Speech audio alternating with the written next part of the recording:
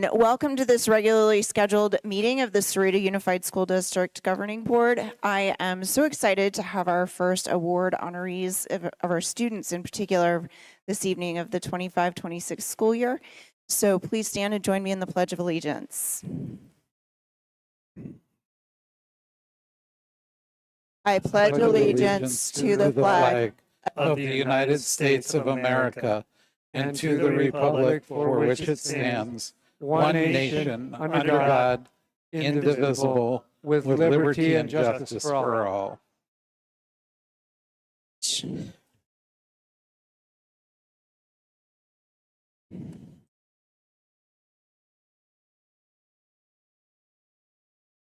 We will move into the roll call. Ms. Palacios.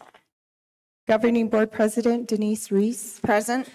Governing Board Clerk Dr. John Sparks. Present. Governing Board Member Mr. Anthony Bruno. Present. Governing Board Member Mr. Raul Rodriguez. Present.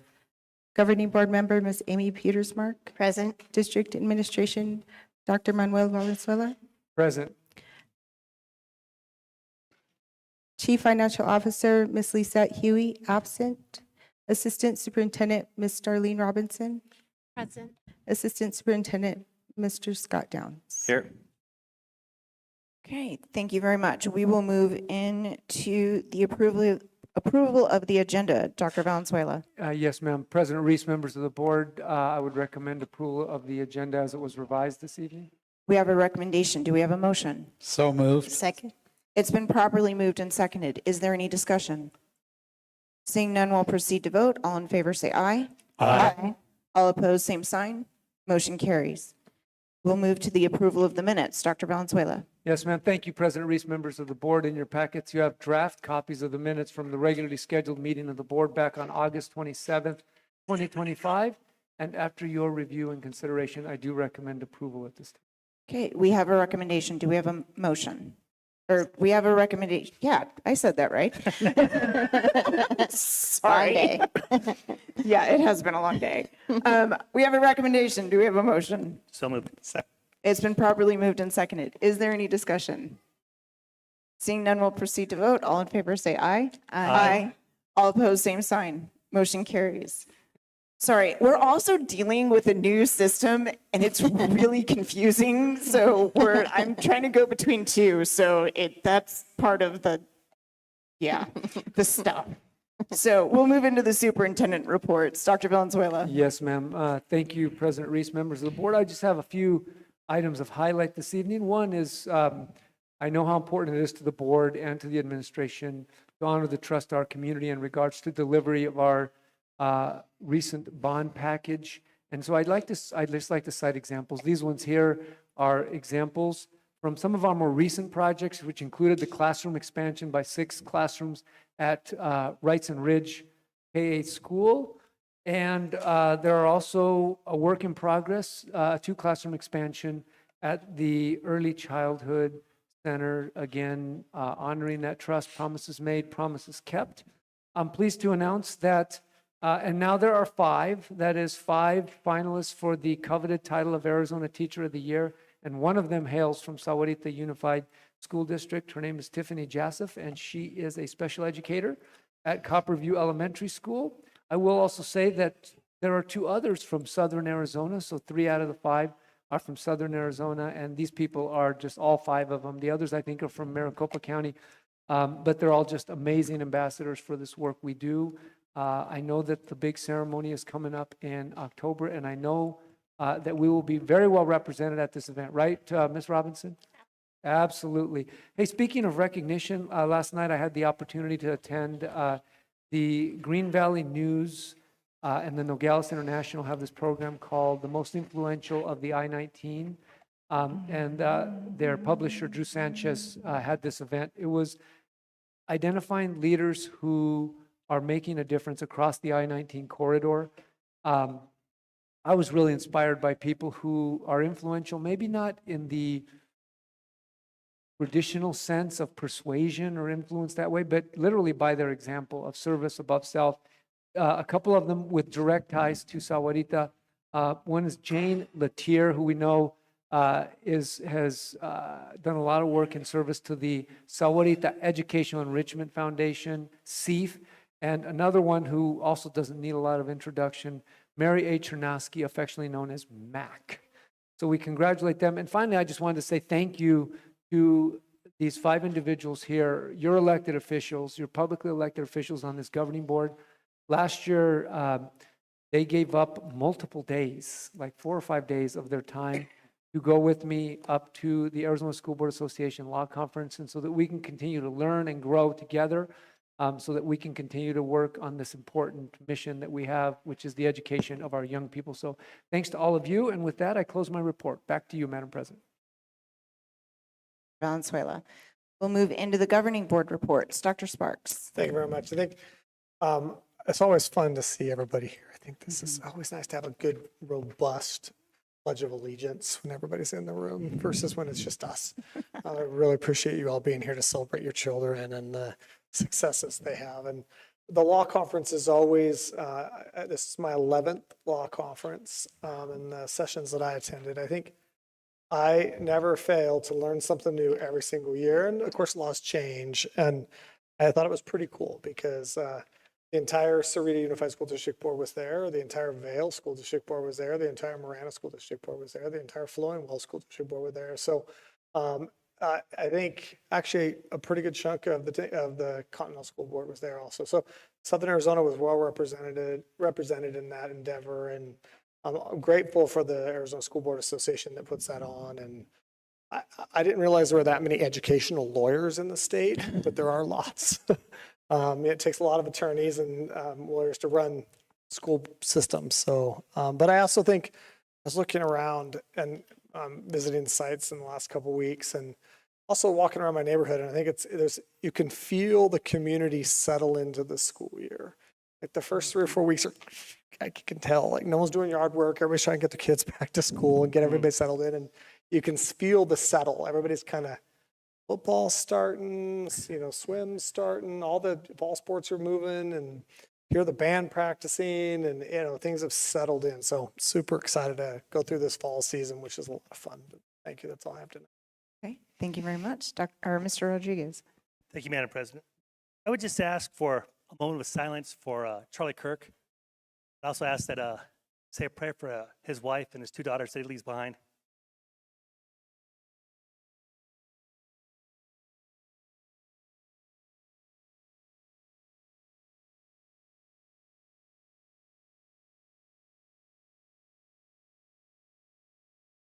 Thank you. Okay, thank you very much. Mr. Bruno.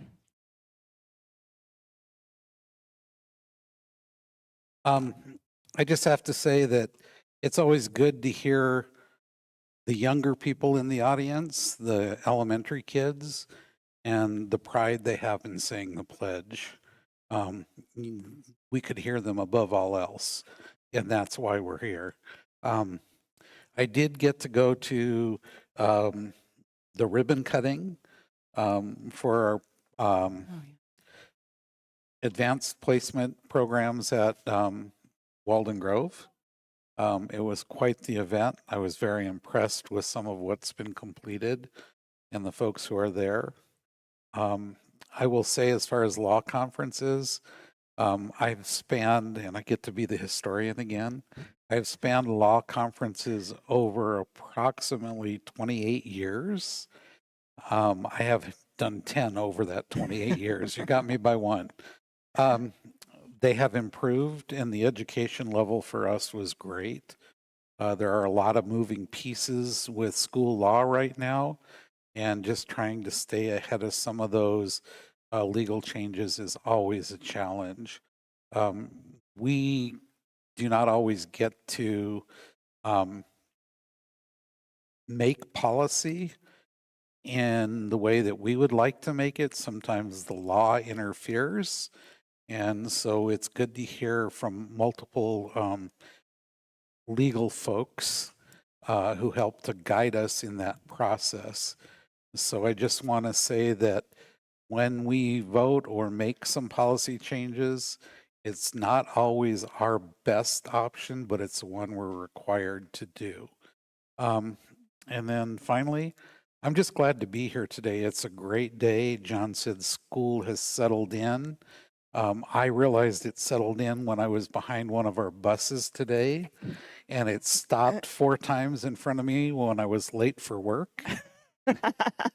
And it stopped at the railroad tracks, and it was okay because I knew things were going the right way. So I again do want to thank you all for being here. We don't see you often enough. Thanks. Thank you very much. Ms. Petersmark. Thank you, ma'am. I just want to echo what Mr. Bruno said. This is our favorite meeting. This is why we're here, is for all of you students and families, and we want to try our hardest to make you guys shine as brightly as you can. We appreciate you. And hearing your sweet voices for the pledge, that's fantastic. It's like Mr. Bruno said, we don't usually hear you here. It's usually just us. So it's great to have everybody here tonight. I just wanted to thank everybody that was at the SHS Walden football game, everyone who made it a success, everyone who was there to support. It was incredible, so much fun, even though the weather had other ideas, but we continued it the next day.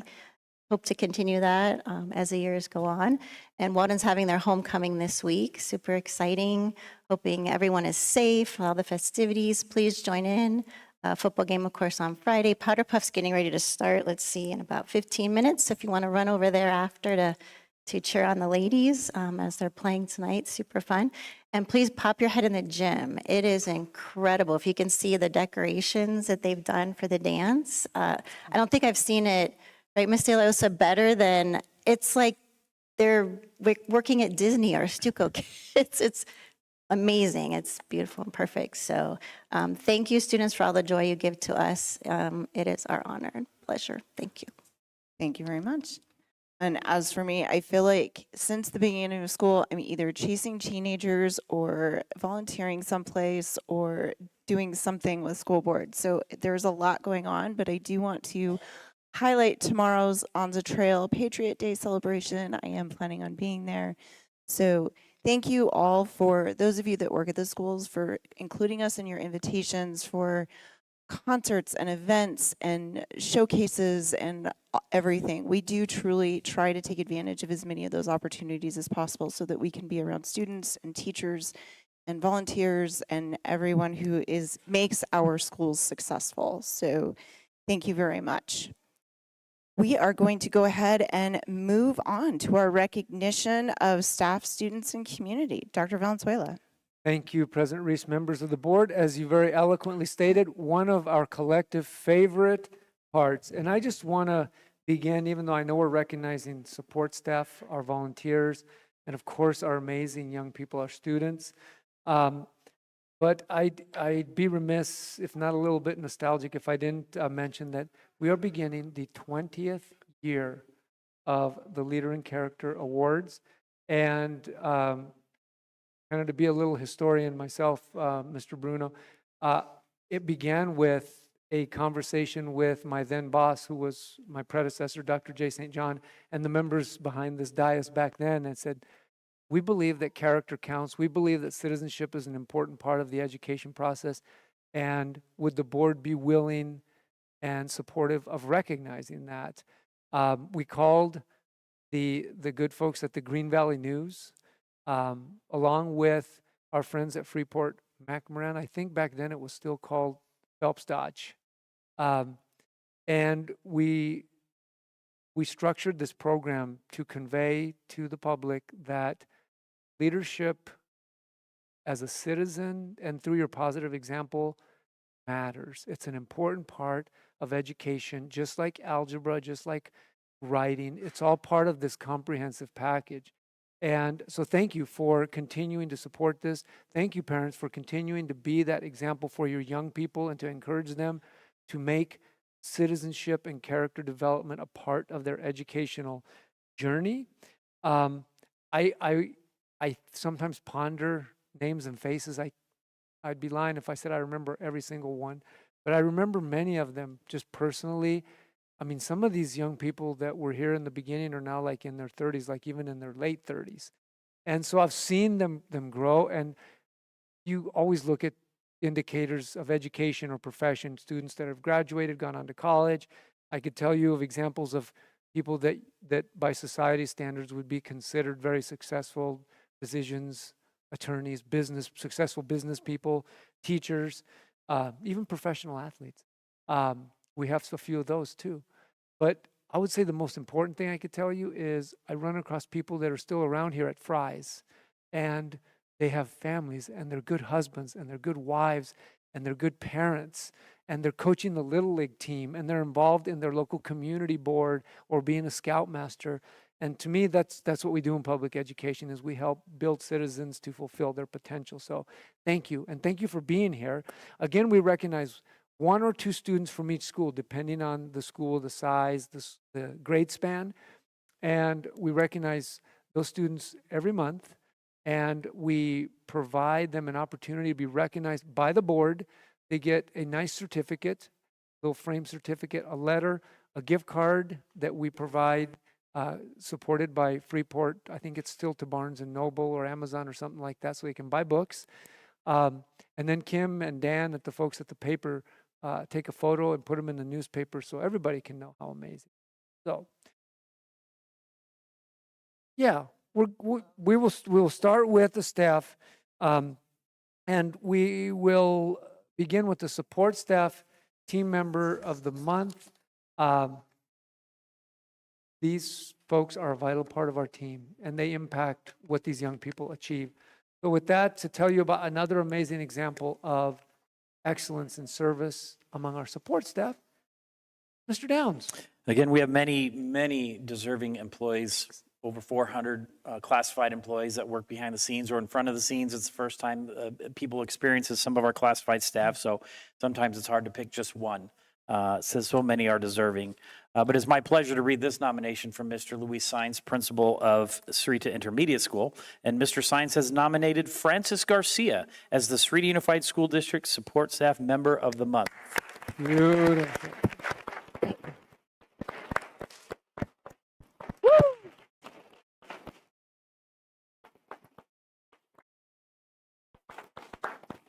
Mrs. Francis truly cares about her Bobcat family. She is hardworking, reliable, caring, and patient, and always ready to help any staff member or student with a smile and a positive attitude.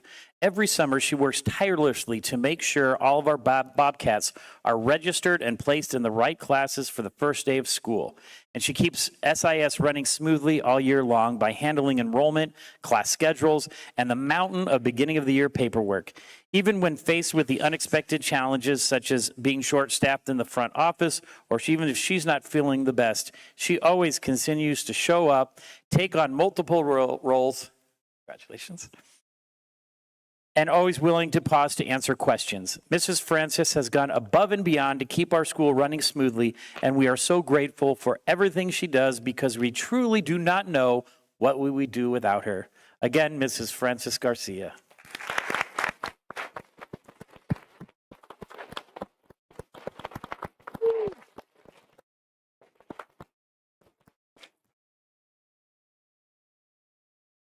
President Reese, may we move on to the Volunteer of the Year? I believe this month it's from Sahuarita High School. Absolutely. Very well. You know, I try and get out as much as I can to our events.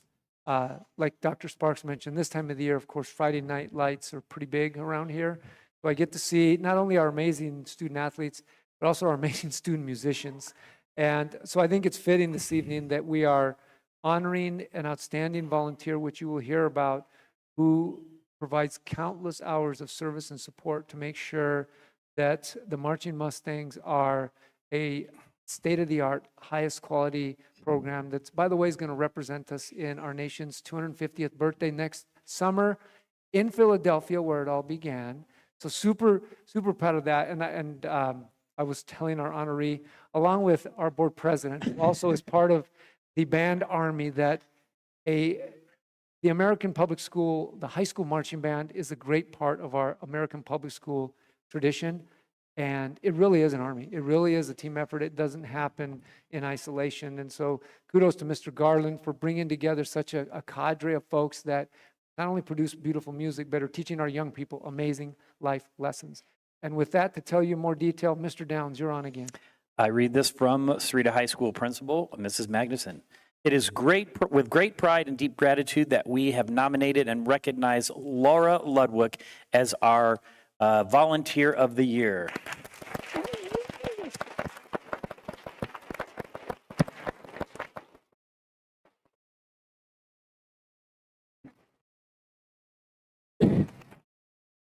Over the past 4 years, Laura has served as SHS Music Boosters President and has dedicated countless hours to supporting our band program, giving freely of her time, talents, and energy, ensuring that our Mustangs have the best possible experience. She has devoted efforts well beyond the call of duty and works tirelessly to ensure the job always gets done, no matter what it takes.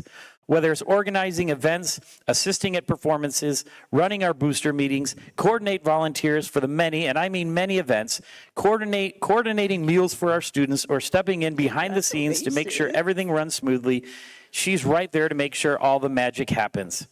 Her contributions, congratulations, have left a lasting impact on not only our music community, but the entire SHS school community, and we are incredibly fortunate to have her. Mr. Garland and I, Mrs. Magnuson, are honored to work alongside this amazing woman and can't thank her enough for all that she's given to our Mustangs. Thank you, Mrs. Ludwig, for choosing SHS to shower your gifts. You make a difference.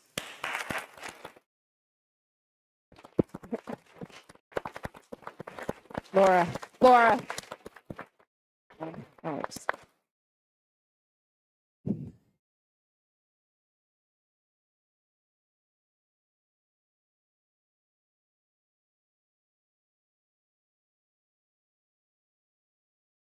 May All we right. proceed with the student? Absolutely. Let's jump into our So as I students. mentioned, our leaders in character, the first in the 20th year of the Leader in Character program. When your name is called, please come down and receive your award from Mr. Bruno.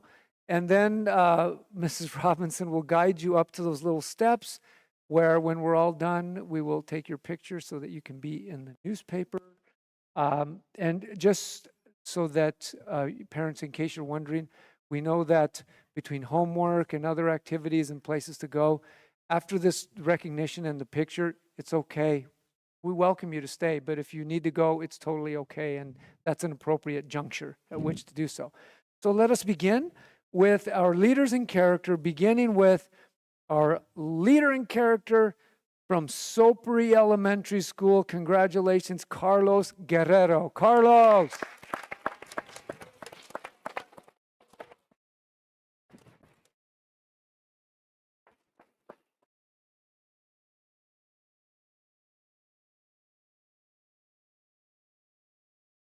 Got to get pictures. Way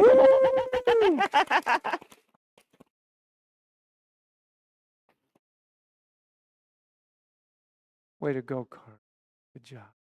And moving on to Onza Trail School, our K-8s, we do 2 just because they're an elementary and a middle school. So we do an elementary honoree, and we have this evening another 5th grader from Onza Trail School. Congratulations, Haley Armstrong.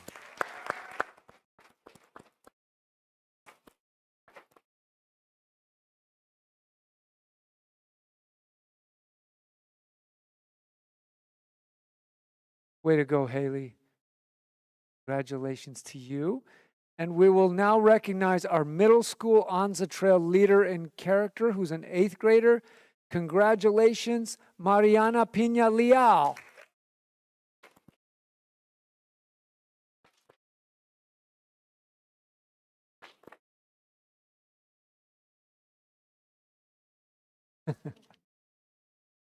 Proud of you, proud of you. All right, we will now recognize our Sahuarita Primary School leader in character. Congratulations, Ricky Romero.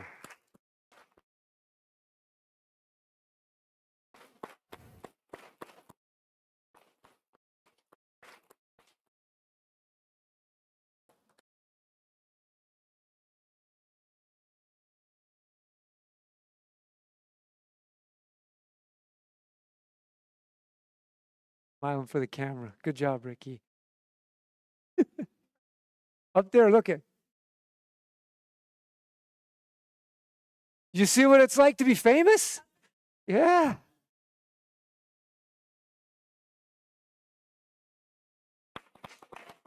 Ah.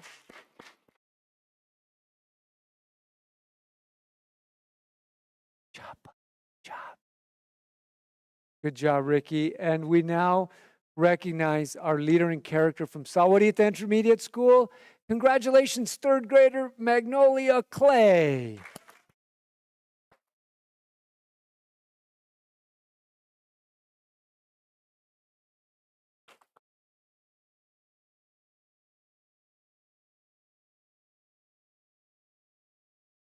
Way to go, Magnolia. Congratulations. And it's now our pleasure to recognize the leader in character from Copperview Elementary School. Congratulations, Montserrat Mesquita.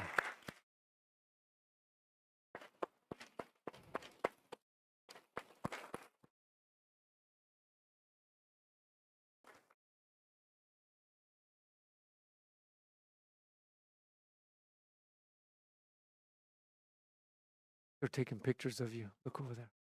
Smile. Atta girl. Good job. All right. Now you can shake our hands. Good job. All right. Now we're back to Wrightson Ridge, which has 2 honorees. The first one is a kindergarten student. Obviously, the student made a very quick, positive impression and example. Congratulations, Sierra Van Deren. Sierra.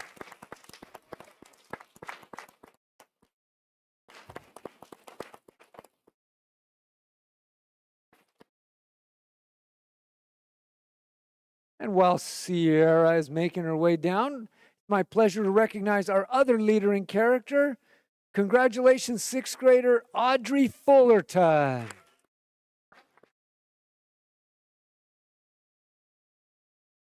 Good job.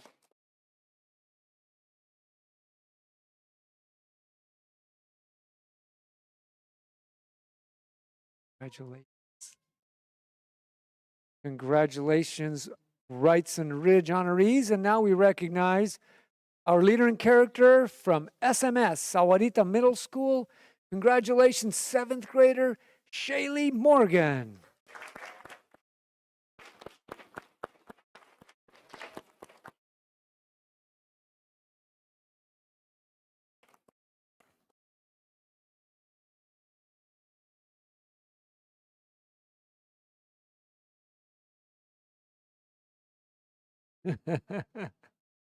There you go. All right. Good job. All right. And now we move to our final 3 schools, beginning with Sahuarita High School, where our leader in character is a senior. Congratulations, Andrew Ryan.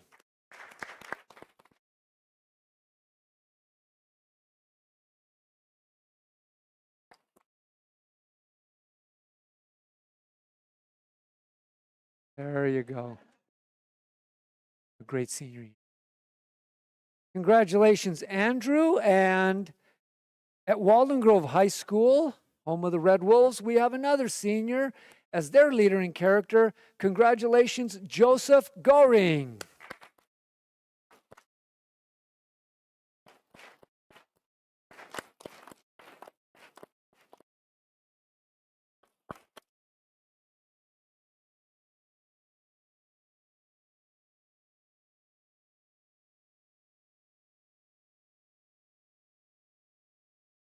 Sir. I like this little added step of the turnaround for mom and dad. That's good. And finally, this evening, it's my pleasure to recognize the leader in character from Sahuarita Digital Pathways Academy. Again, our fully accredited, fully online learning option. And this month's leader in character from SDPA, as it's affectionately known, is a freshman. Congratulations, Jose Sanabria Bermudez.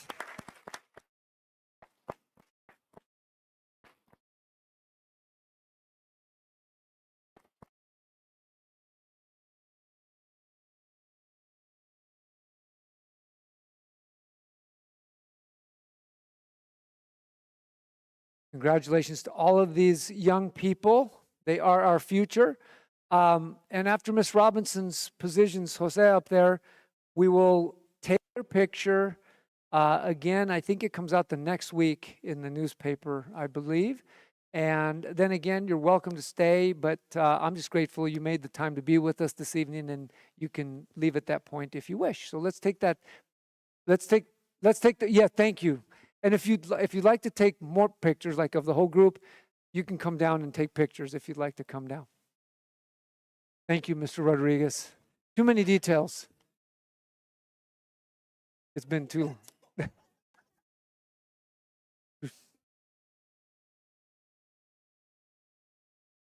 Yes.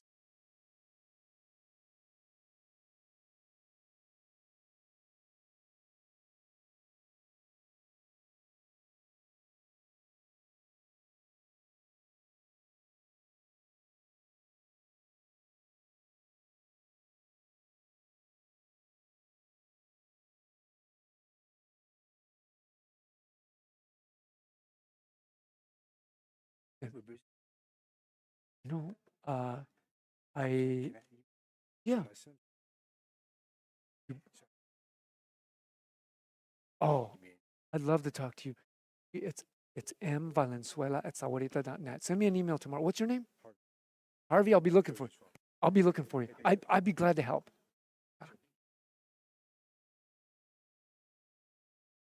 You bet. Thank you for being here and for all you're doing for your kids. You're making a difference.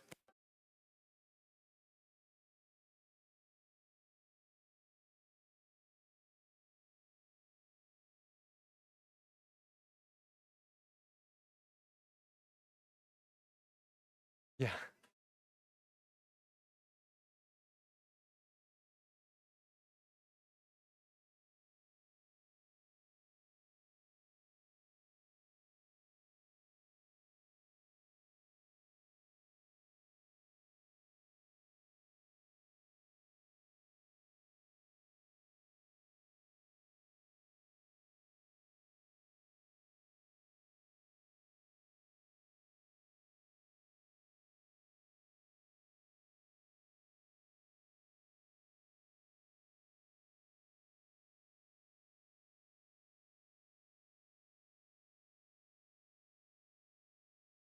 Mr. Gordon, be looking for that email tomorrow.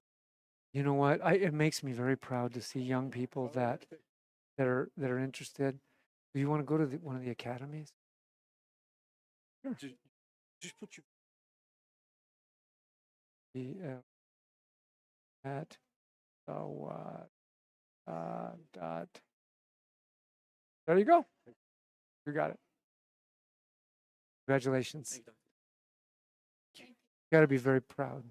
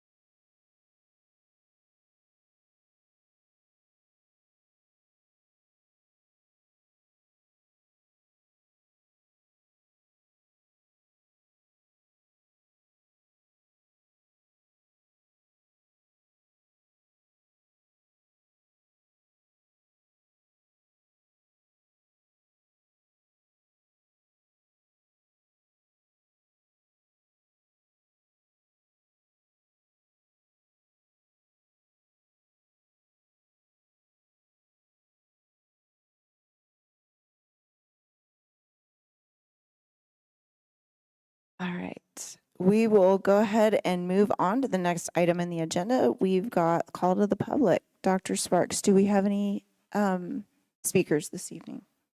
2 of them, Madam President. Okay, let's go ahead and move forward then. Okay. I will, I'm moving up there. I have to find the You find the thing. Yeah. You know, the new system, I have to find the spot so I can read it.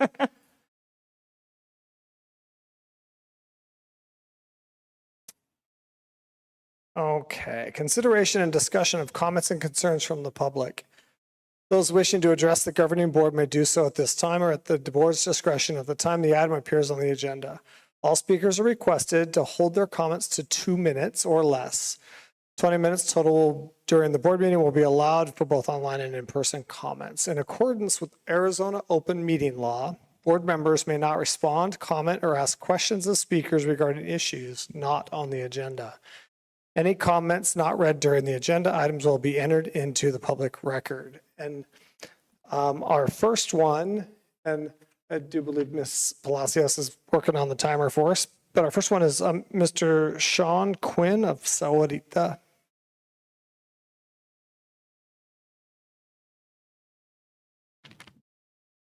Heard this time. Firstly, I'd like to thank the board for your time this evening. I'd like to again address the issue regarding ESA student participation in SUSD activities. As no update has been provided regarding this issue, I'd want to reiterate some points from the last meeting and add a few more that may warrant consideration. As stated last time, this opportunity allows money that would have been allocated to the schools to ultimately go back to them. And as stated last month, programs already exist here, the JTED, and in other districts such as Vail that could provide a template for a fee table for these programs. Continuing in the financial realm, it opens up a new market for all the ancillary monies that can come from increased community participation in these programs, from increased attendance at events, not just the ones that the kids participate in, but the things that their friends participate in, and from increased attendance at events to concessions to clothing sales, all those extras. Let's see if this goes. Additionally, ESA and homeschool parents are very hands-on people that love to help. You'll be getting another group of parents and families not just attending but participating in your school's events through volunteer work. This new partnership allows for more positive perception regarding the schools, and the students and families will be active participants in your district and represent the organizations well. You heard the stories last month regarding the positive effects that these extracurriculars have on students' lives, from increased confidence, community, and interpersonal relationships to gaining life skills not readily available at home. And of the heartbreak that comes from denying kids those same experiences, not just for themselves, but for others as well. Again, I ask that you revisit this issue soon. While fall may already be underway, winter activities are coming. Thank you. Okay, our next speaker is Maggie Schaefer of Tucson. Good evening, Madam President, board members, Dr. Valenzuela, and community.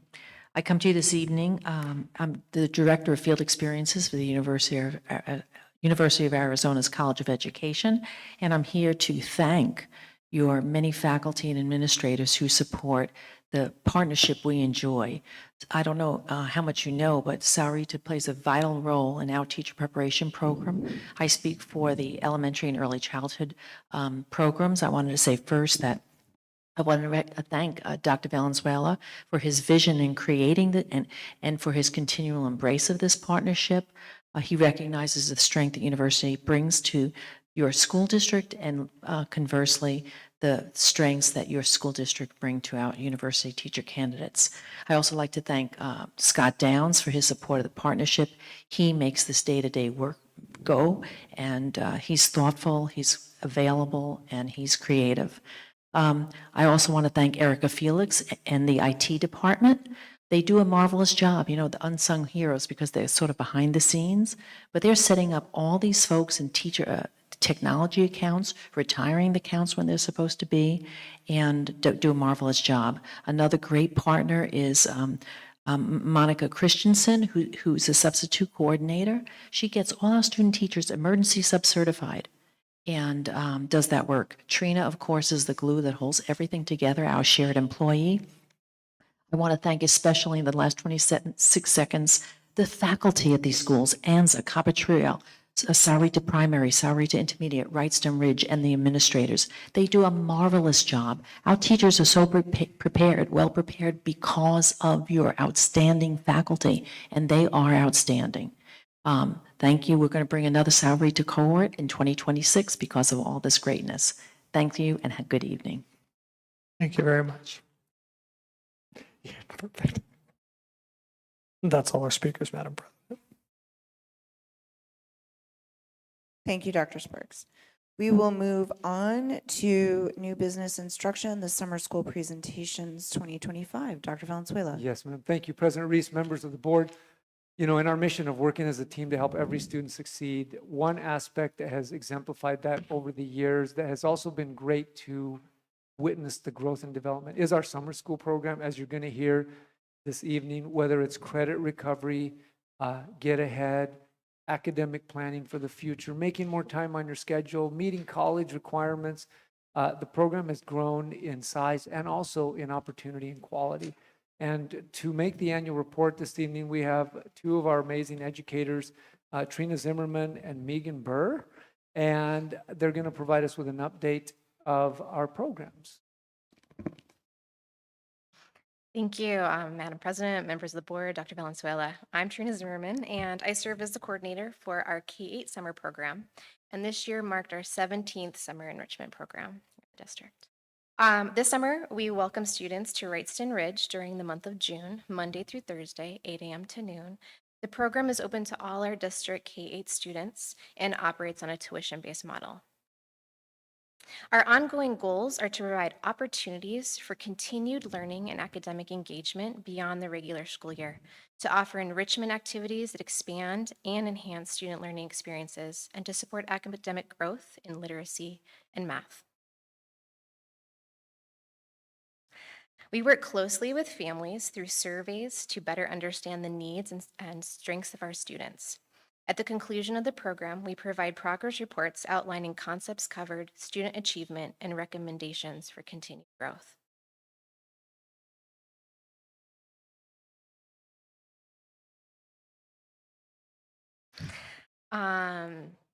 Each summer, students participate in daily literacy and math classes, complemented by rotating enrichment opportunities. This year, our enrichment focus was on art, STEM exploration, science, technology, engineering, mathematics, and music and movement. We served 164 students with more than 40 supported by 21st Century Grant funds with students from Wrightston Ridge and Sahuarita Middle School. I'd like to just share a few photos of our students. I think I could probably share hundreds. But these are our students engaging in a variety of activities, from math games to our brand new Lego robotic kits. We got to order clay this year to make ceramic creations, and we have a few of them doing some phonics activities. While the students' experience is at the heart of our program, I also want to highlight our incredible teachers. Each summer, educators from across our district join us creating curriculum, lessons, and activities based on the state standards and our summer curriculum guide.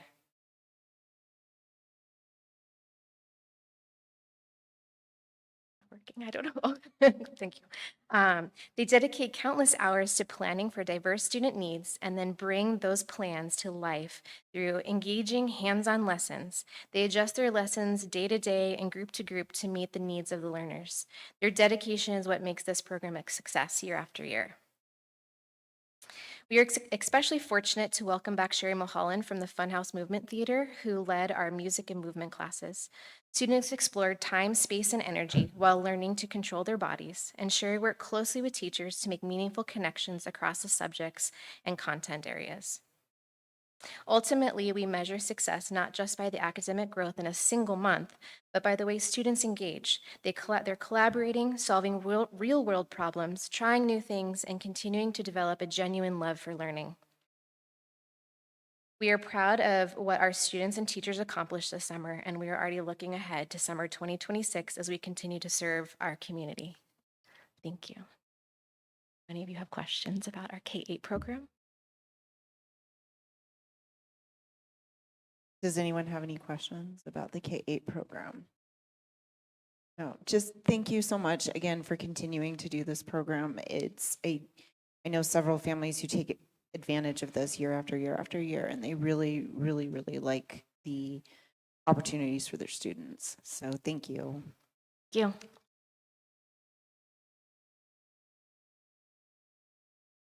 Thank you. Thank you, Trina. Thank you, Maggie, for being here as well. I'd be remiss if I didn't mention Trina, who has been in Sahuarita District at least as long as me, maybe even longer, 2 more years before me.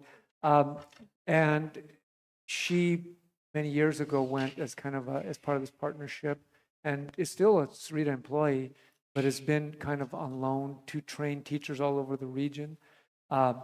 Just recently, after all these years, she's been hired full-time by the University of Arizona, and here in a few weeks, she's going to be their, for this year, co-director of field experiences. So the job that Maggie has, next year she'll be doing that full-time. But her legacy here and the positive impact that it is and will continue to be through our ICATS partnership is going to go on. It's going to continue. So we're very, very grateful. And thank you, Trina. And with that, I'd like to ask our other leader in the summer school realm, Megan Burr, to come down and talk to us about our high school program, which also has grown and provided new opportunities and expanded horizons for our students. Megan. Hi, good evening. Thank you, Dr. Venezuela, Madam President, board members, Mr. Downs, Mrs. Robinson. Thank you for inviting me this evening. It is my honor to come and present our numbers and our data from our summer school program. And I think this next year is going to be my year that I bring a fun picture of the kids. We'll see what they all look like on that first day at a bright early 7:30 in the morning. So I'll make that my goal. So for our summer school program at the high school level, it was hosted at Walden Grove High School this year. Beautiful campus. The kids loved it. They had great fun. Sorry, there's a delay in that.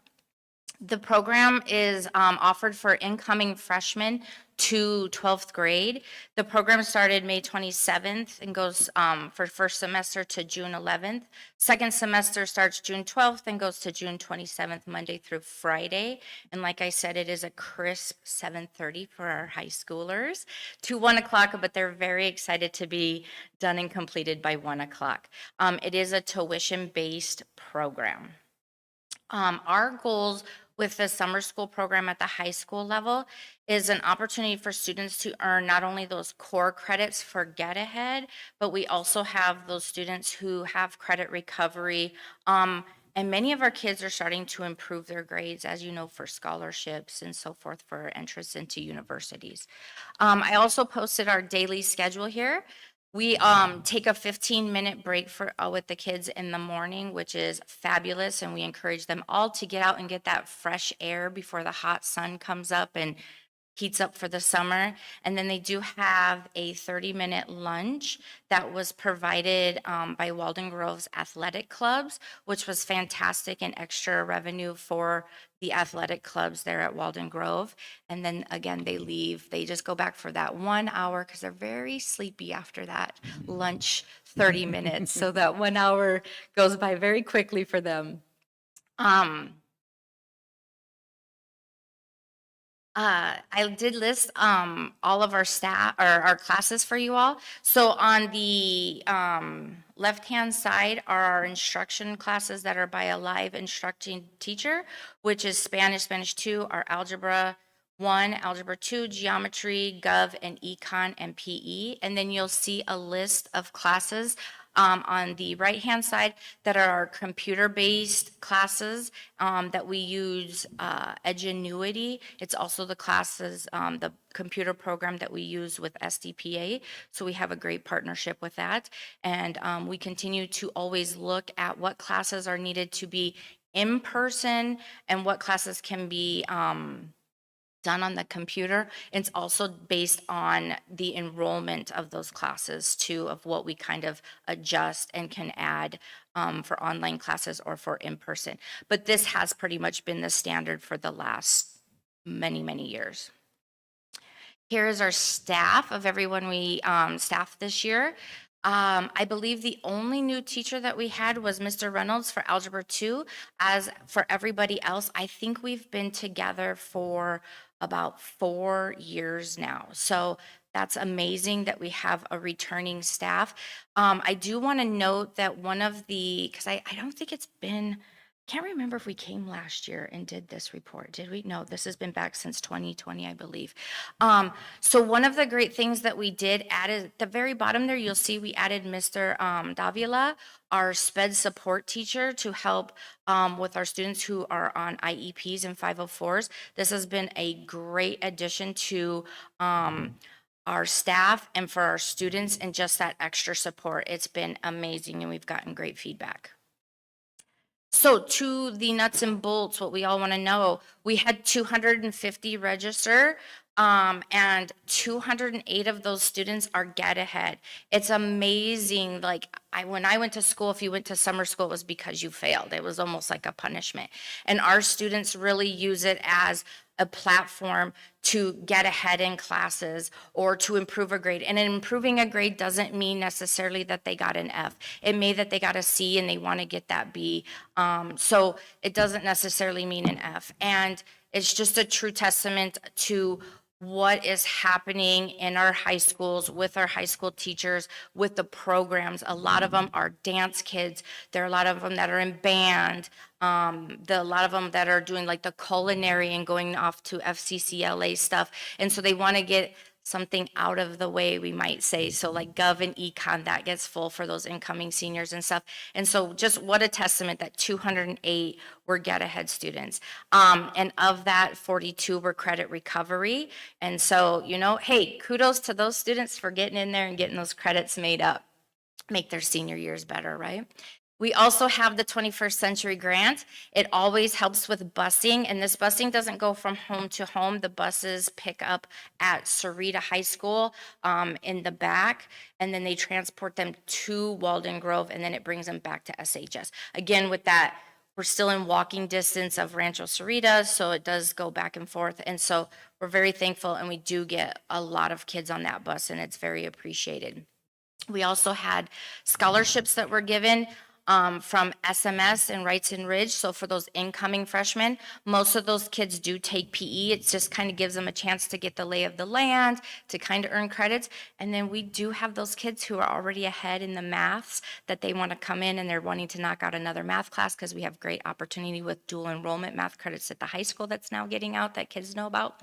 So that was, I think we had 10 scholarships from each school that was provided through 21st Century Grant for our incoming. So it'd be 20 total, so 10 from each school. And then we also had our scholarships from the 21st Century Grant at the high school. We do give those to kids that are doing get ahead and credit recovery. We were given 75 scholarships. And so what a blessing that was to those students too. And they are a first come, first serve at this time.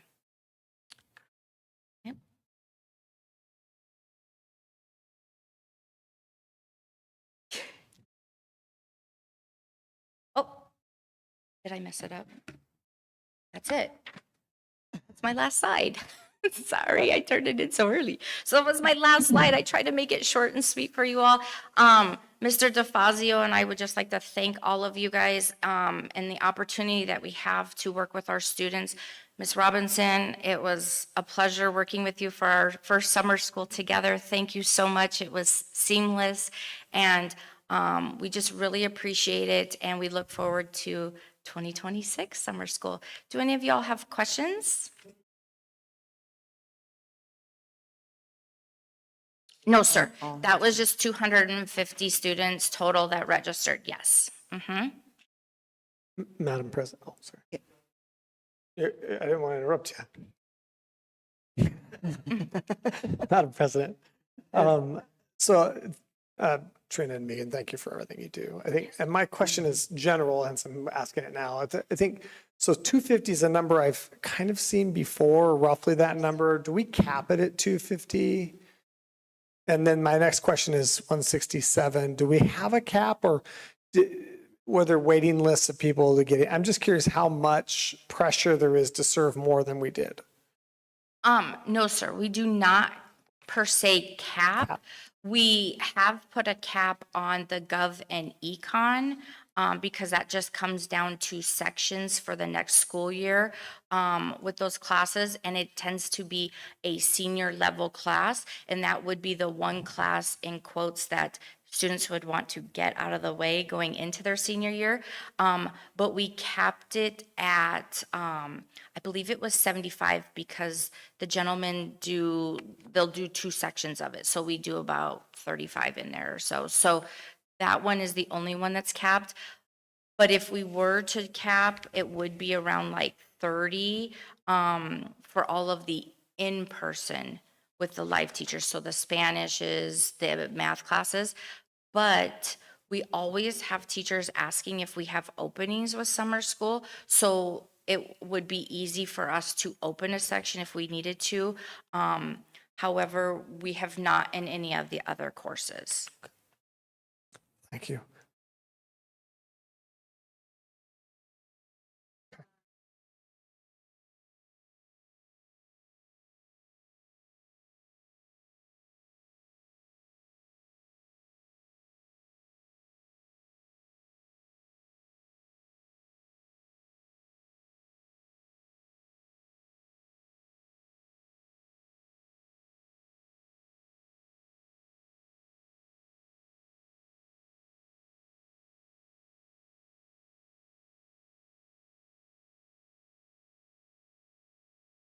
Okay. Thank you very much. Any other questions? Perfect. Thank you both so much, and thank you again for helping work that out with Mr. DeFazio and being the co-leader on that one. My kids have done the high school, summer school, and so it's an extremely well-run program, so thank you. All right, yeah. All right, we will move on to new business, sole source procurement. Dr. Valenzuela. Yes, sole source procurement, President Reese, members of the board. Oh, wait a minute, hang on. I skipped something. So let's back up. Sorry, I just caught it. Haha, the screen did save me this time. The instructional time model, I'm sorry. So we're still on item 7, letter B now. It's okay, we're going to cover it all. Yeah. So we're going to talk about the instructional time model. So as the board is aware, we've worked really hard to honor our mission of working as a team to help every student succeed. And one way that manifests itself, and you heard a little bit about it this evening on the periphery, is the variety of options and choices that students have, from traditional American public school courses to what are affectionately called get ahead or accelerate courses, to what we call hybrid, where students could choose to come in and take only, I think it's 3 or 4 brick and mortar classes, and then you can complement the rest and do them more flexibly on your own time through Edgenuity. And we also have our fully accredited, fully online Sahuarita Digital Pathways Academy, which this year will graduate its own separate ceremony class this year, which is very exciting. And we also have the Alternative Learning Center, which is also continuing to evolve and provides an in-person but online oriented, self-paced type of program. So with all of that, you can imagine the process of the required reporting to the state of Arizona. So this instructional time model summarizes the specific ways in which these different programs report to the state. And as you can imagine, with some of these flexible programs, it involves a certain amount of sometimes student and parent involvement, and also involvement of the teacher more than in the traditional setting to actually document and report. So that's basically a summary, and this model requires approval so that it can be uploaded and communicated to the State Department of Education and or the State Board of Education. So after your consideration, I do recommend approval of the instructional time model as it's presented. We have a recommendation. We have a motion. It's been properly moved and seconded. Is there any discussion? Okay. Seeing none, we'll proceed to vote. All in favor, say aye. Aye. All opposed, same sign.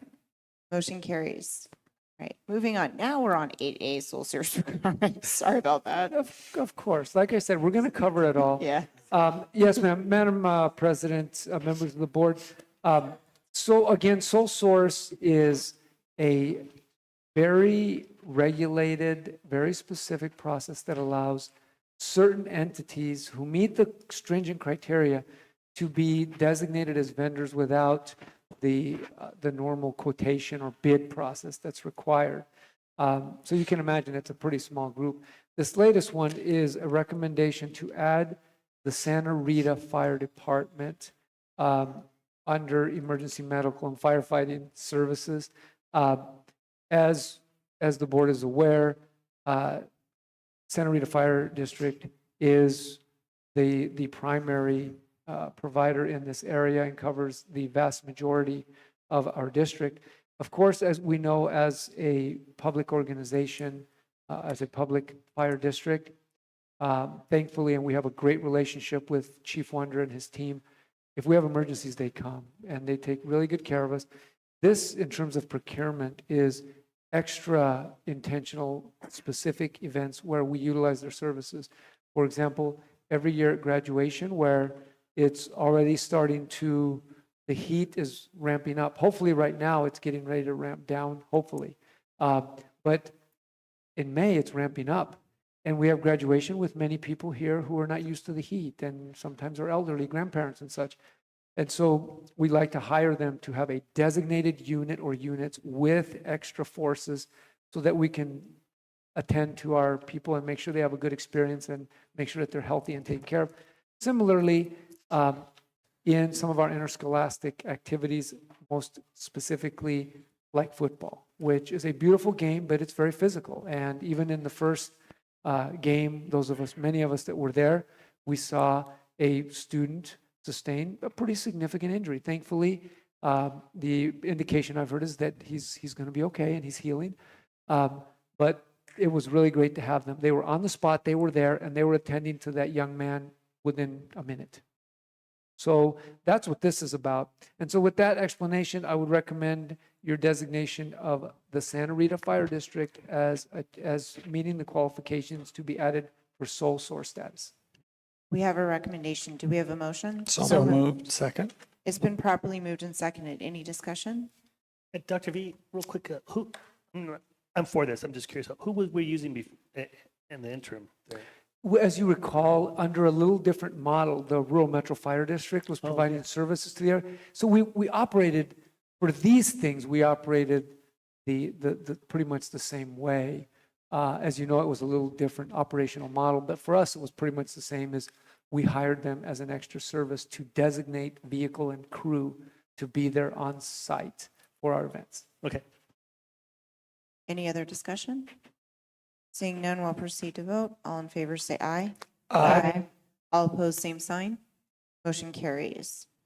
All right, we will move on now to item 9, New Business Governing Board, the GMP1 Amendment 18. Dr. Valenzuela. Yes, ma'am. Thank you, President Reese, members of the board. I mentioned earlier how important it is to us to honor the trust of our community that by a very strong, favorable margin, trusted us with a $50 million bond package to enhance, improve, and add to the physical resources that we have in delivering our vital mission of student success.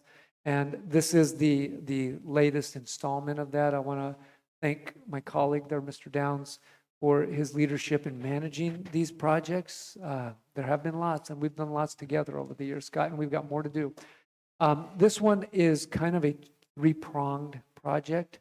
The first one is the NJROTC facility. Specifically, I believe it's the marksmanship facility, which is a highly successful program that continues to grow. And so we're going to expand that space, I think double it, like from 4 to 8 lanes or something like that, 5 to 10. The second one is another really a special program that meets significant workforce needs in high-skilled, high-paying jobs.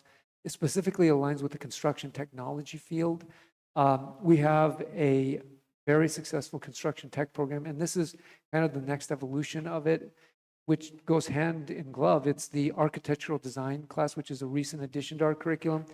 And what this second part of this GMP will add is an architectural design classroom that will be added on to the proximity of space to where the current construction tech program is. Actually, I think it's just east of that existing facility over there with Mr. Morales.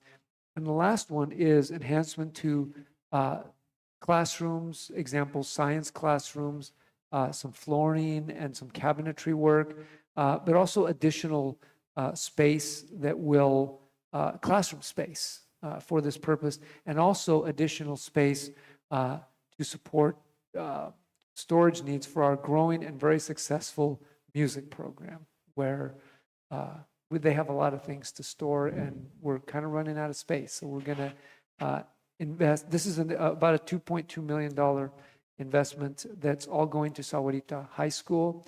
And the total GMP is for $2 million. When you add up, there are 3 separate little amendments, but the total cost is $2,231,391. Each of the individual ones range from like 600,000 to like 800,000-ish, something like that. But the total is $2,231,391, and I recommend approval of this GMP. I would note that Nathan Chamberlain from CORE is here this evening if you have any questions, and I would recommend approval of the GMP at this time. We have a recommendation. Do we have a motion? So moved. Second. It's been properly moved and seconded. Is there any discussion? Madam President? Yes. I have a question. So I know where the JROTC shooting range is. The construction drafting room, is that going to be in that area where we used to build the Habitat for Humanity house? Is that where it's going?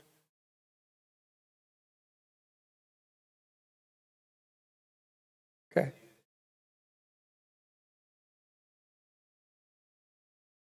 I believe I actually have the answer to that one. I'm actually surprised on such a technical question, Dr. Sparks. But I happen to have been recently making one of my, I try to be frequent in visits to the schools, and I had a conversation with Mr. Morales, the construction tech teacher. And what I recall hearing is, if you think back, and although you don't go back as far as Mr. Bruno, but you go back a ways, and you remember when we were doing the Habitat for Humanity house, and over there off to the east, there were like, I call them stilts, where they used to build that house. I believe that's where the addition is going to go. And I think the idea is to capitalize on the load-bearing walls that are already there so that it softens the price and makes it more affordable. Okay, I thought that's what it was, and that's why I asked if it was going to be there. And then where's the storage expansion going? There isn't a picture. Usually, wonderful GMP, by the way. I get to know how many 200 series sub D panels and fixtures we're going to buy and how much they're going to cost, which I'm always grateful. Believe it or not, I actually kind of looked through it. But diagram, I'm just curious because I knew it was coming, but I just haven't ever seen a picture of where the storage or band equipment, for example, is going to be, and then the expansion of the science classrooms. I know where the science classrooms are now. Is it going to be over there? Is it going to be kind of off the side of the building? I believe it's actually going to be kind of a multi-use function in a space. Again, as we know, one of the reasons that we built, again, many years ago, Walden Grove, is because we were running out of places to put stuff.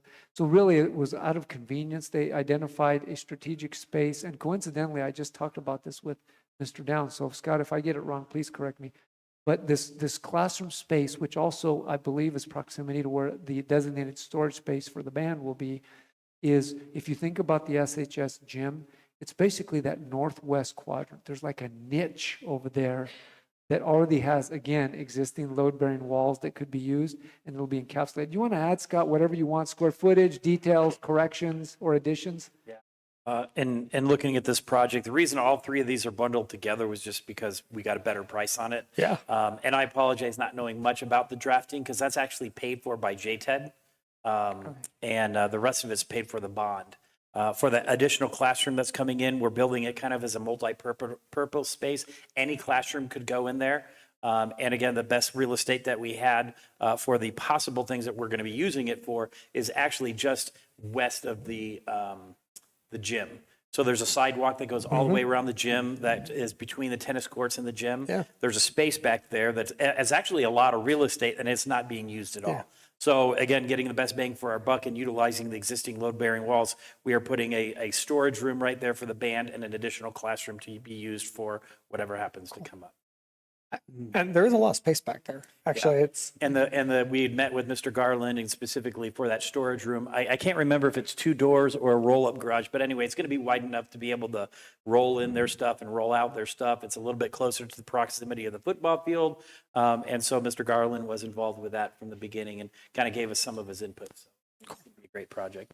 thank you. That was all the questions I had. Just trying to figure out, Yeah. and I I knew was where the doing- Habitat House was, Yeah, so. for those of us that don't know where the Habitat House was being built, like, where is that in proximity? Like, I know where Mr. Morales' space is, and I know where the art building is, and beyond that, I don't know where Habitat of Humanity was happening. Right.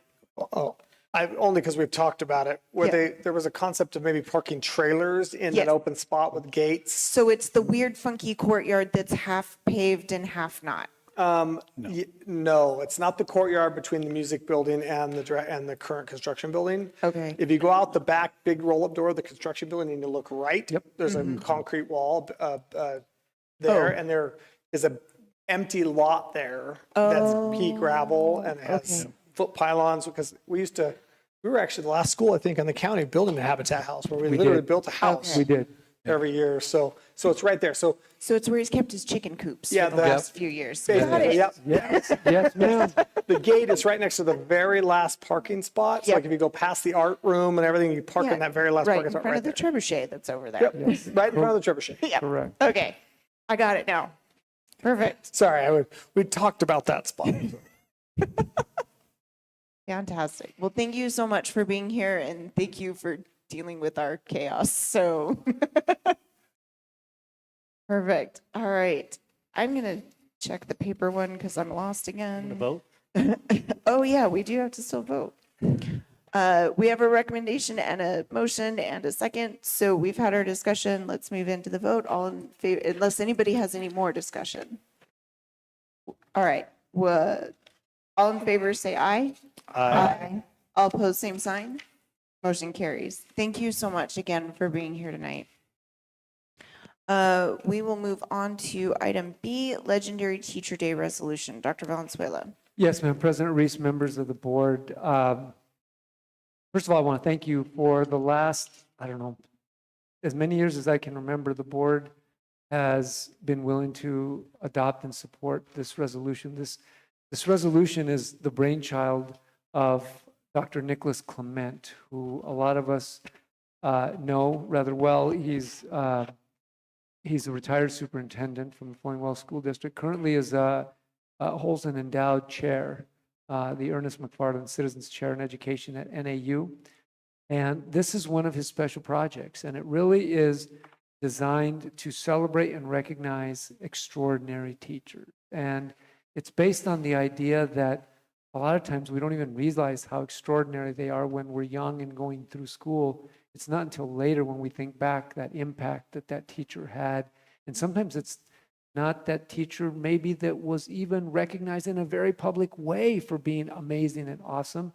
It was maybe that quiet teacher who encouraged you when you didn't think you were very good in math or in writing, or encouraged you to try out for a drama play because you had good speaking skills. And so the goal is simple, is to recognize and to encourage us all to think about those teachers that were super extraordinary and made that impact, and to go back and tell them thank you and why. And he has a website where we do that. You can upload pictures, you can write letters. In fact, if you're like me, still a subscriber to the paper Arizona Daily Star, he wrote an editorial today, and it's a worthy read. It says, "A letter to my legendary teacher," and his legendary teacher is dear Mr. Potts. And then I wonder if it couldn't be the same Mr. Potts. But it goes on to talk about how this man impacted his life.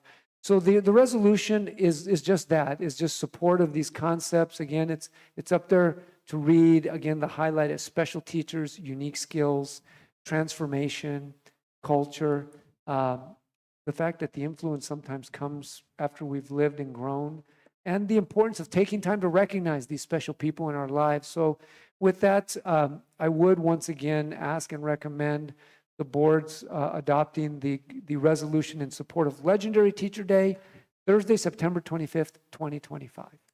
We have a recommendation. Do we have a motion? Second? It's been properly moved and seconded. Any discussion? Seeing none, we'll proceed to vote. All in favor, say aye. Aye. All opposed, same sign. Motion carries. All right, we'll move on to policy revision for KHC. Dr. Valenzuela. Madam President, Oh, yep. I make a recommendation that we take item 9C and D as one item and items E and F as one item Okay. instead of 4 individual items. I am okay with that as long as you are, Dr. Valenzuela. As long as I can catch up on exactly what Dr. Sparks is saying. And I'm that's fine I'm with- requesting to take the first reads as one item and the second reads as Raises one one item. item.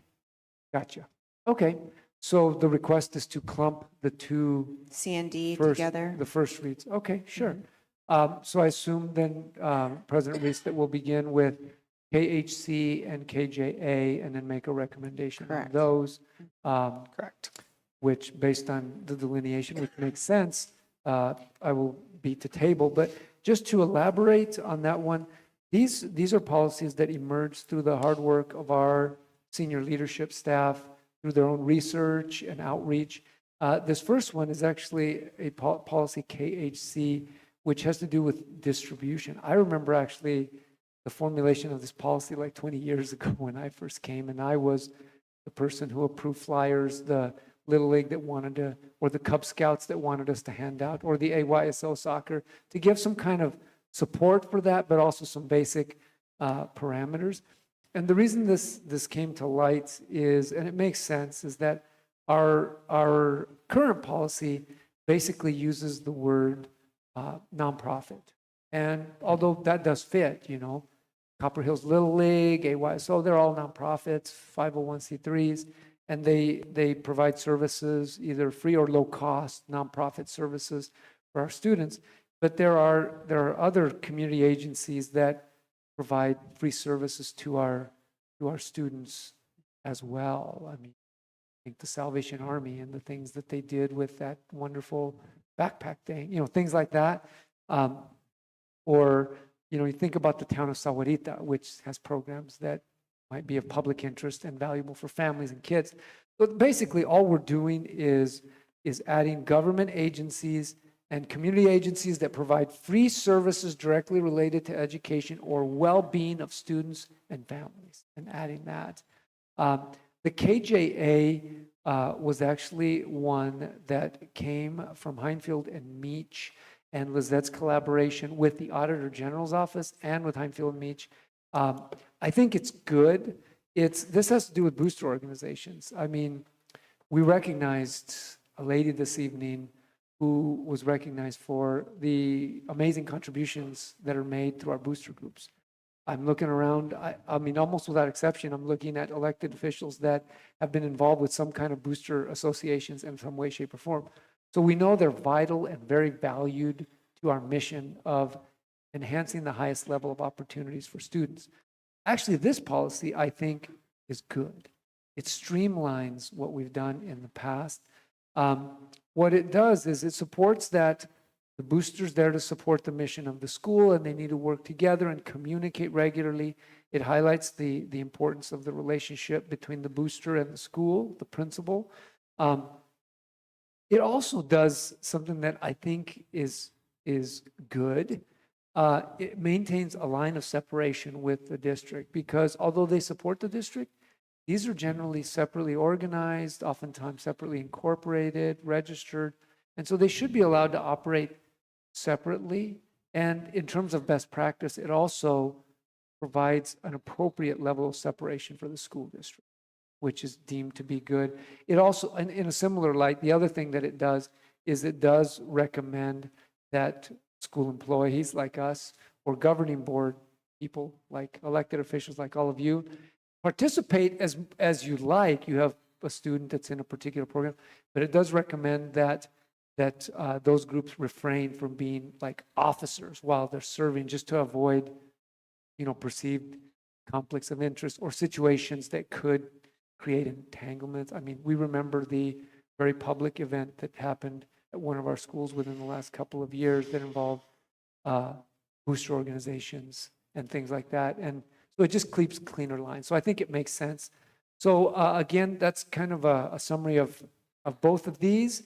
And as is customary, I think they're good practice, good updates. And as customary with our practice, I would recommend tabling. We have a recommendation. Do we have a motion? It's been properly moved and seconded. Is there any discussion? So just for clarification purposes, is before we move forward with a vote on this to table it, the proposed is the second page, and we're Correct. actually completely changing Yes, ma'am. the policy. You can tell Okay. how much shorter it is. Yeah, well, and that's kind of, I was like, wait, what's going on? Yeah. Because there's issues here. So that's what I wanted to just Yes. double check and make sure that I was reading it correctly. So Yes, ma'am. The other one's there just for contrast. contrast. Yes. Okay, perfect. No, and I would like to say, having been either associated just because I'm a parent with that has a group that is a booster organization, and or quite frankly was helping run a booster organization at one point, I like the clarity to this, that it adds these booster or the parent and or booster club organization, and it eliminates the necessity to tie it to athletics, because we actually have support organizations that are working in our district tirelessly at every level, K-12, Right. and for almost everything under the sun. So I really appreciate the language that's been changed here. So whoever Thank you. has helped author this, thank you very much, because yeah, this is an update that I think That would was be needed. Lizette. So perfect. Thank you, Lizette. And I will thank her when she can actually hear it too. So. Mhm. Yes.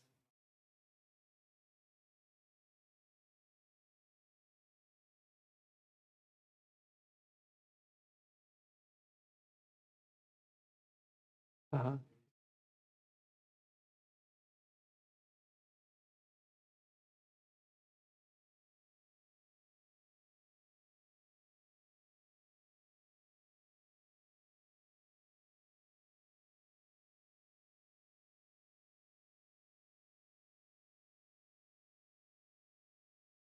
So are you proposing possibly, okay. Would you like to propose something? Just, if that's the correct nomenclature, I don't want to be back here in 6 months and having to change it that way anyway. Does that make sense? Well, correct, so we can't amend at this point. So, perfect. We can do that with discussion for tabling. Perfect. Any other discussion on either of these two policies? We are looking to table both of them as they are first reads. Okay, so for purposes of clarity, I'm going to restate that the motion on the table is to table the revisions of KHC and KJA for purposes at this time till they come back at a second read. Any further discussion? Seeing none, we'll proceed to vote. All in favor say aye. Aye. All opposed, same sign. Motion carries. And I'll be glad to research isn't it amazing how one word, Yeah. but I'll be glad to research the based word. And when it comes back for the second read, to resurface it for consideration and possible action in either way. Perfect. All right, so we will move on. And Dr. Sparks, I just want to clarify and say that we're looking at taking E and F in one motion then as well, correct? Correct. Okay, so we will move on to, okay, because it's a thing and then the Did we regulation. vote? Sorry. Yeah, Do we all say aye after tabling? I apologize. It's been a very long day. So. yeah, I think we did we take the vote? We took the vote. Okay, Betsy's Thank taking it. you, Thank you. Betsy. We good, Betsy? For keeping Okay. us square. Thought I said aye, but I was just making Yeah. sure. All right, so we are on item E1, which will be the policy advisory for IJNDB and IJNDBR to start with. Okay. and very then we'll well. move on. So, ones. did I hear correctly that the board wishes to consider this one and the F, the other everything one under together? F, Okay, yeah. Second sure, reads. sure, I can do that. So, again, just for the board and public's recollection, this first one is the IJNDB and the corresponding regulation. Oh, This is what is affectionately known as self- the cell phone policy. got it. And I just wanted to say thank you to the board and to our administration and our staff and really our community for kind of spending some time and energy and contributing thoughts. I think that what we've done is really look at a wide array of multifaceted, thoughtful, legitimate points and kind of bringing them to some kind of a balancing outcome where we are both acknowledging the value and the reality and the rapid acceleration of this technology so that we can use it for good, while also putting reasonable boundaries given what we are learning more and more in regards to concerns about mental health, overuse of screens, and the potential detrimental outcomes associated with that. I think that what we've done, in addition to considering the developmental nature of this issue, it's a little different for K-8 versus high school, is sound. So I just want to say thank you to everybody for that. Again, the other one is, the other advisory is the new statutory required reporting rules where you got to call 911 if you have a mandatory report. And the other one has to do with the changes in FERPA that addresses, email addresses, and student phone numbers cannot be used as directory information. So those are pretty straightforward. And with that, because these are second reads, I would recommend approval of all of these policies as presented. We have a recommendation. Do we have a motion? So moved. Second. Okay, it's been properly moved and seconded. Is there any discussion?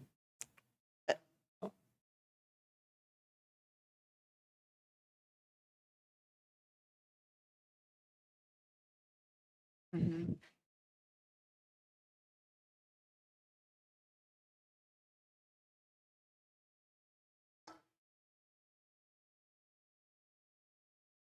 Yeah, that is the way the ASBA issues those.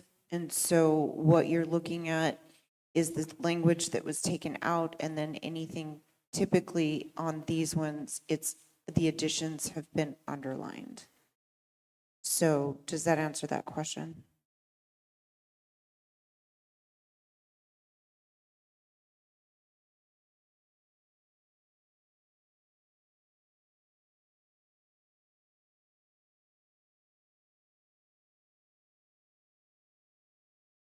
Our policy bridge, yeah. Yeah. And the reason that they do this is so that when you get these in your email from ASBA, you can see where the actual changes are. So, does that answer?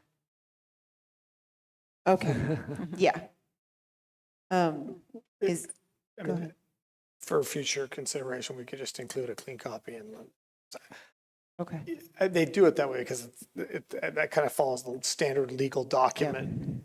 You get something from your attorney, that's how it kind of looks. Right. It's been line itemed. Okay.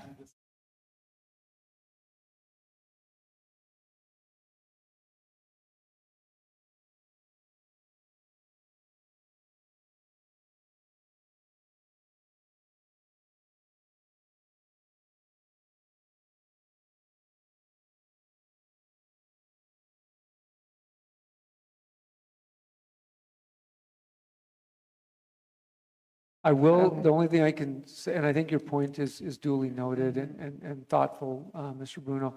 What I could say is that it is true that, for better or worse, as long as I've been here, That's kind of how it's presented until it's approved. I would like to take this to the policy services folks at ASBA and present it for their general consideration and any future advisories which they might have, which I will do. And I thank you for that. Any other discussion? I would like to say, I don't know whether the timing was done purposefully this way, but there was a session during the law conference specifically on the mandatory reporters because it does include board members now. So we are now listed specifically as mandatory reporters. So I want to, if there was some, if it was just fortuitous, yay us. If it was done with some intentionality because of it was shown on an agenda or whatever, I just want to say thank you to making sure that our second read wasn't until after we were able to attend that session at the law conference. It actually answered a lot of questions for me after my first read of this particular one on the mandatory reporting law. So thank you. Yes, ma'am. Any other discussion? Seeing none, we'll proceed to vote. All in favor, say aye. Aye. All opposed, same sign. Oh, okay. So, Betsy, do you need a roll call? Or are we good? Okay. Thank you very much. We will move on to item 10. We have no items this evening. Item 11 is the consent agenda. Dr. Valenzuela. Yes, ma'am. President Reese, you have the consent agenda, which are items that may be considered in one motion. And I do recommend approval of the consent agenda in its entirety this evening. We have a recommendation. Do we have a motion? So moved. It's been properly moved and seconded. Is there any discussion? Seeing none, we'll proceed to vote. All in favor, say aye. Aye. All opposed, same sign. Motion carries. We are all the way down now to possible future agenda considerations. Does anyone have anything that needs to come before this board in a future, on a future agenda? Seeing none, we'll move on. We'll establish the next board meeting for October 15th here in the district auditorium. Do we not have a second one in September? One meeting in September. Okay, awesome. Then we will establish the next board meeting for October 15th here in the district auditorium. Details will be found on the district's website. There's no executive session, so I will entertain a motion to adjourn. It's been properly moved and seconded. Any discussion? Seeing none, we'll proceed to vote. All in favor, say aye. Aye. All opposed, same sign. Motion carries. Thank you very much and have a good evening, everyone. I think it's Thank you.